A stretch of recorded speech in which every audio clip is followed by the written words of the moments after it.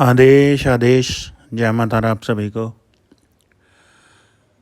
तो आजकल एक व्यापार चला हुआ है, लगातार गुरु शिष्य बनाने का। गुरु शिष्य बना रहा है, शिष्य गुरु बना रहा है, बिना उसके तत्व को जाने, बिना ही उसके गोत्र को जाने। बस लोगों ने कर दिया है कि बस पैसा ऐंठना है और दीक्षा दे देनी है, और ऐसे ही शिष्य भी पागल हो गए हैं और वो भी इसी तरह भागे जा रहे हैं कि हमको दीक्षा मिल जाए, हमको दीक्षा मिल जाए। तो इतना ध्यान रखिएगा कि आप अपने आप को नरक की ओर धकेल रहे हैं। ऐसे ही गुरु से उठा के दीक्षा नहीं ली जा सकती जो कि पारंगत ना हो किसी भी क्षेत्र में। आप जाइए, आप उसके साथ तुरंत आपने दीक्षा ले ली, 2 साल हुए 3 साल हुए उस क्षेत्र में और उसके साथ आपने दीक्षा ले ली। ऐसे बहुत परिणाम है मेरे साथ, जिन्होंने ऐसे ही किसी के साथ दीक्षा ले ली और उनके मंत्रों का जाप किया और आज वो पढ़ता रहे हैं और गुरु भी उनकी सहायता नहीं कर पा रहे हैं। तो आज मैं आप लोगों के समक्ष एक ऐसी चीज़ें लाने वाला हूँ ताकि आप लोगों को समझे कि दीक्षा साधना से भी ज़्यादा ज़रूरी होते हैं। ठीक है, किसी भी साधना में सफलता के लिए गुरु का आशीर्वाद बहुत महत्व रखता है और गुरु मंत्र बहुत महत्व रखता है, क्योंकि गुरु ही आपको उन साधनाओं के दुष्परिणाम से बचाता है। तो आप लोगों को समझना चाहिए कि गुरु योग्य ही ढूंढे।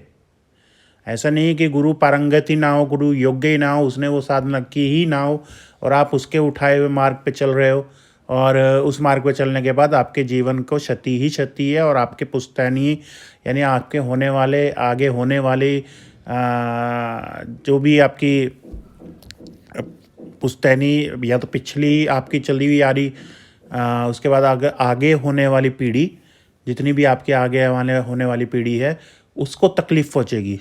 आप तो निकल लोगे, तो उनको तकलीफ़ ना हो। तो आज मैं आप लोगों के समझ के लिए एक बहुत ही बेहतरीन तथ्य लाया हूँ आपके सामने कि गुरु की जो दीक्षा होती है वो कितने प्रकार की होती है, या गुरु कितने प्रकार के दीक्षाओं को दे सकता है। अब ये अघोर और ये सात्विक और ये राजसिक दीक्षा को किनारे रखिए, कोई दीक्षा का प्रारूप नहीं है। मैं आपको पहले बता दूं, लोगों ने फिर रखा अघोर दीक्षा, सात्विक दीक्षा और राजसिक दीक्षा। ठीक है, मैं भी अघोर दीक्षा देता हूं, लेकिन उसमें भी मेरे प्रकार है, उसके अकॉर्डिंग ही दीक्षा देता हूं। ऐसा नहीं है, क्योंकि आप लोग समझ ही नहीं पाओगे इसको, इसलिए आपको समझाने के लिए मैं यहाँ पे आपको एक वीडियो बना रहा हूँ। तो जो गुरु होता है वो 2 प्रकार की शिक्षा दे सकता है, दीक्षा दे सकता है, सबीज और निर्बीज। ठीक है, सबीज जो भी दीक्षा होती है उसमें आपको एक भगवान के रास्ते यानी एक परमेश्वर के रास्ते यानी एक आपके जो गुरु के कुल देवता होते हैं जिसमें उसने पारंगत हासिल की होती है, उस मार्ग पे वो चलाता है आपको सबीज, यानी कि आपको मोक्ष की तरफ। मोक्ष के मार्ग दोनों ही है।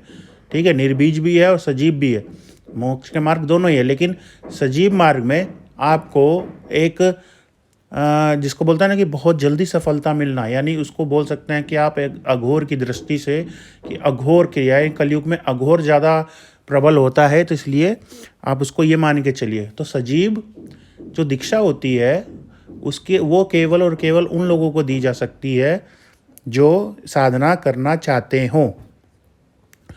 ऐसे ही नहीं किसी को दी जा सकती कि नॉर्मल आप मंत्र जप रहे हैं, आपके पास समय ही नहीं है, समय का अभाव है, कभी आपने माला उठा ली, कभी आपने ये कर लिया, कभी आपने ये कर लिया, तो वो दीक्षा सजीव नहीं होगी।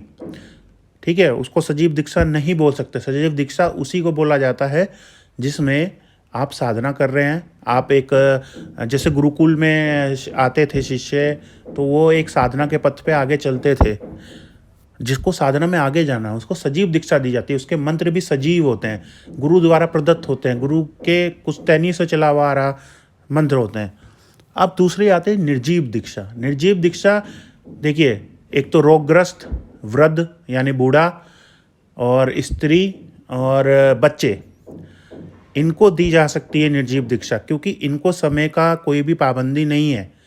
और निर्जीव दीक्षा केवल और केवल गुरु मंत्र ही होता है, उसमें आपको किसी भगवान का मंत्र नहीं दिया जाता, या उसमें किसी और को कहा जाता है कि आप ये साधना करो, आप वो साधना करो, आप लक्ष्मी जी की साधना करो, नहीं।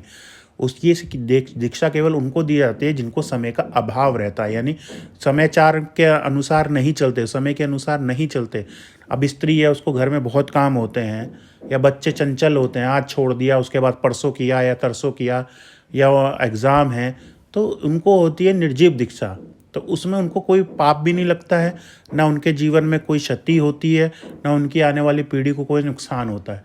इसमें केवल और केवल गुरु मार्ग पे आपको चलना होता है, गुरु के द्वारा प्रदत्त मंत्रों को करना होता है, एक ही मंत्र आपको मिलता है, वो निर्जीव दीक्षा होती है। अब आप समझ गए होंगे सजीव और निर्जीव दीक्षा। तो इन चीज़ों को समझ के ही आप आगे बढ़िए, ठीक है। अगर आप इनको नहीं समझेंगे तो इसी तरह आप परेशान रहेंगे। तो दीक्षा का जो स्वरूप हो गया, यानी जिसने गुरु ने दीक्षा दे दी जिसको, तो साधक हो गया।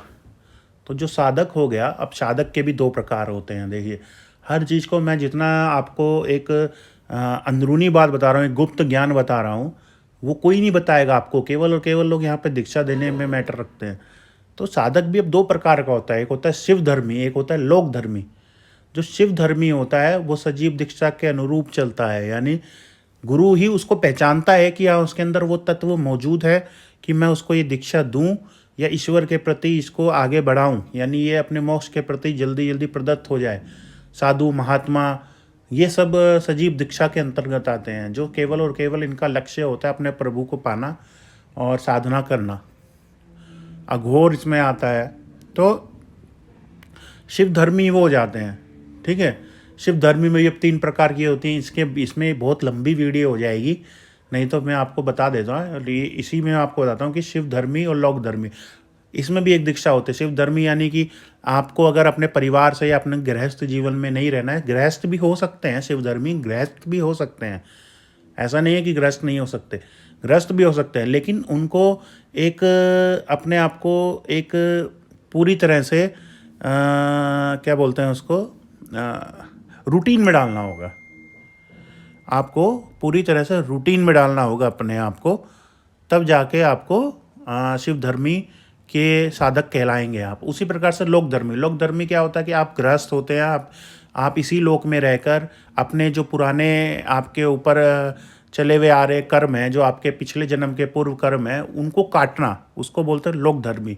शिव धर्मी अपने पूर्व जन्म को नहीं काटता है पाप, लोक धर्मी अपने पूर्व जन्म के पाप को काटते हुए इस जीवन को अच्छा बनाते हैं। और शिव धर्मी अपने अनेक जितने भी मोक्ष के रास्ते हैं उसको खोलते हैं। हालांकि लोक धर्मी से भी आप मोक्ष के रास्ते पे चल सकते हैं, प्रेम, प्रभु से प्रेम और प्रभु की भक्ति से सब कुछ संभव होता है, लेकिन ये जो चीज़ें हैं वो डिवाइडेड हैं। तो इसलिए फालतू किसी के चक्कर में मत पड़े, ऐसे ही गुरु दीक्षा लेके अपना भविष्य मत खराब करें। ऐसा ज्ञान आपको कहीं नहीं मिलेगा। और हमारी वीडियो अगर आप लोगों को पसंद आती है तो 1-2 वीडियो पूरी देखा कीजिए, नहीं तो फिर आधा अधूरा ज्ञान ना सबके लिए हानिकारक होता है। एक पूरी वीडियो अगर आप देखेंगे तो आपको पूरा समझ में आएगा कि मैंने इस विषय में क्या बोला है, क्या नहीं बोला है।